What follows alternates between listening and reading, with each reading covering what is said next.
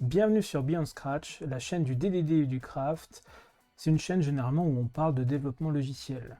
Et aujourd'hui, on fait une vidéo un peu spéciale parce qu'on va parler matériel de streaming et notamment de la BenQ Screen Bar Halo. A tout de suite.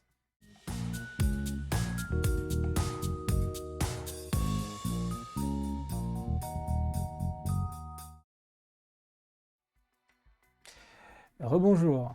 Donc comme je vous l'ai dit, aujourd'hui vidéo un peu spéciale parce qu'on va parler matériel et on va parler de la BenQ Screen Bar Halo. Alors, il faut savoir que moi, je fais des vidéos donc sur le développement logiciel et des fois j'anime des petits ateliers, notamment avec des post-it, parce qu'on aime beaucoup ça dans l'informatique, pour faire de la modélisation. Et je viens d'animer un atelier qui s'appelle un example mapping, où avec les participants, on va déterminer les comportements d'un logiciel au moyen de post-it de couleurs différentes. Je rends ça un petit peu interactif en faisant des petits dessins sur des post-it plutôt qu'utiliser des outils en ligne qui sont, on va dire, un peu moins chaleureux et qui sont, c'est un peu plus impersonnel. Donc, j'avais besoin d'une lampe de bureau. Et d'une lampe de bureau, j'en avais une que je vais vous montrer tout de suite, notamment. Hop. Donc, alors là, c'est pas ma lampe de bureau, ça c'est mon bureau.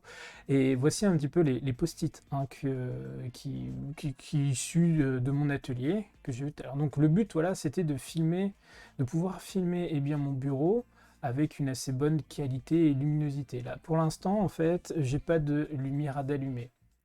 Alors, je vais vous montrer ce qui se passe avec ma lampe de bureau que j'utilisais jusqu'alors, qui est une lampe de bureau Ikea, que vous pouvez voir notamment ici.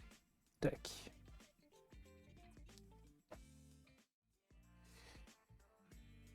Elle est là, c'est cette petite boule noire là qui est ici. Moi, j'ai essayé de changer le focus, mais elle est là.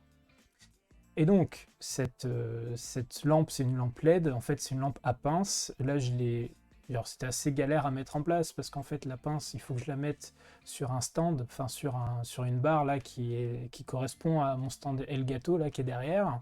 Et c'est pas hyper, même si c'est flexible en fait, c'est un petit peu galère à orienter. Et puis c'est un peu tendance à avoir le champ dans le champ de ma caméra qui est juste au niveau de mon prompteur là, donc c'est pas très pratique.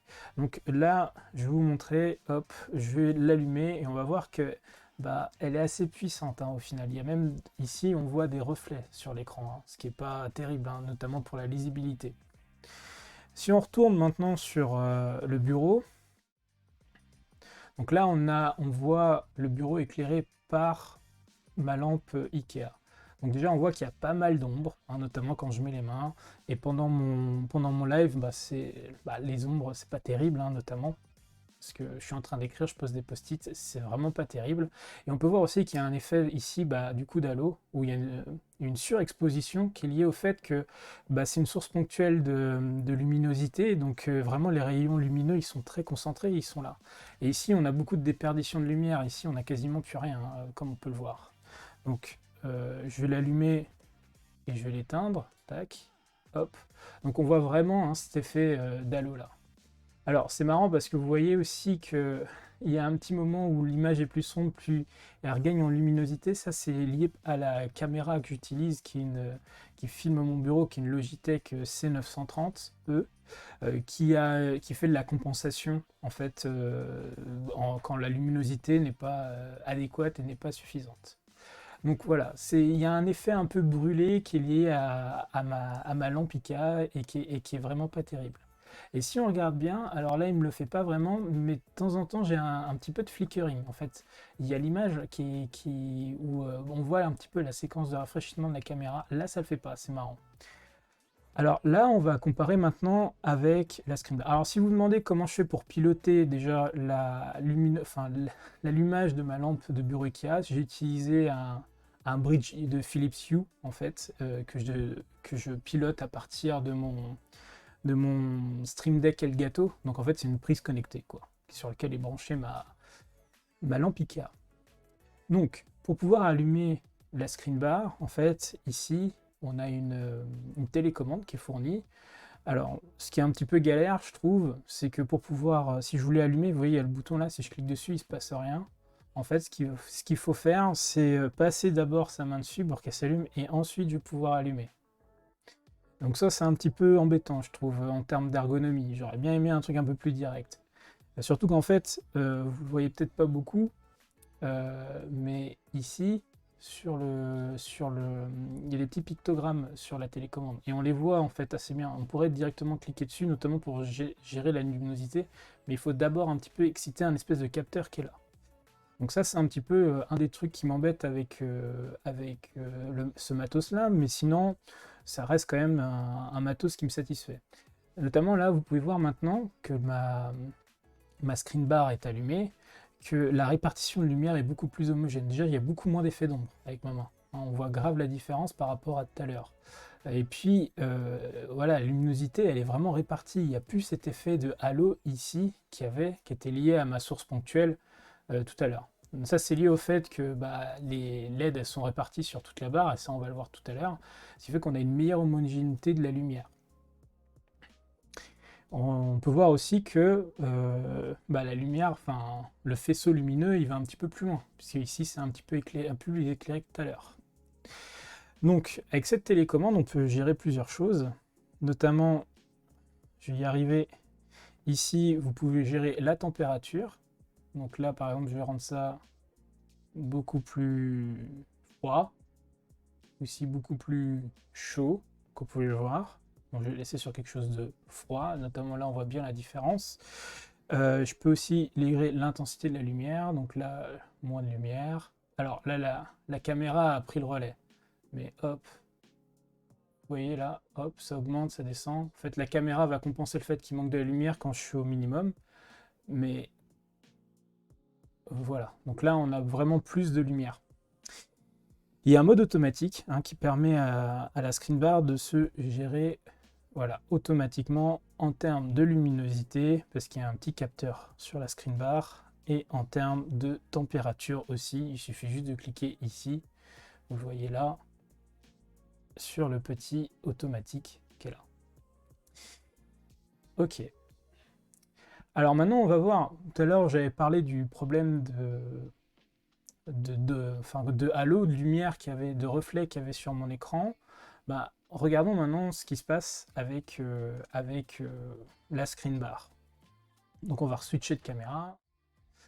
Et là, vous pouvez voir que la screen bar qui est ici, en fait, il n'y a pas réellement d'effet de, comment ça s'appelle, je vais y arriver, mais de reflet. Il n'y a pas de reflet ici sur l'écran. Et ça, c'est assez appréciable, notamment parce qu'on n'est pas ébloui. Si je rallume la lampe qu'il y a, enfin là, vous voyez, hop, il y a du reflet, il n'y a plus de reflet. Là, je vais même enlever la screen bar pour vous montrer que, effectivement, il n'y a pas vraiment de reflet. Alors, il y en a un juste sur le bord de l'écran là, mais je pense que c'est aussi parce que je l'ai mal orienté. Voilà. Là, c'est un peu mieux orienté, vous voyez. Et donc, c'est assez génial. J'ai même des fois un petit écran qui est en dessous ici. Là, je ne l'ai pas mis. Mais il n'y a pas vraiment de reflet en dessous de la screen bar.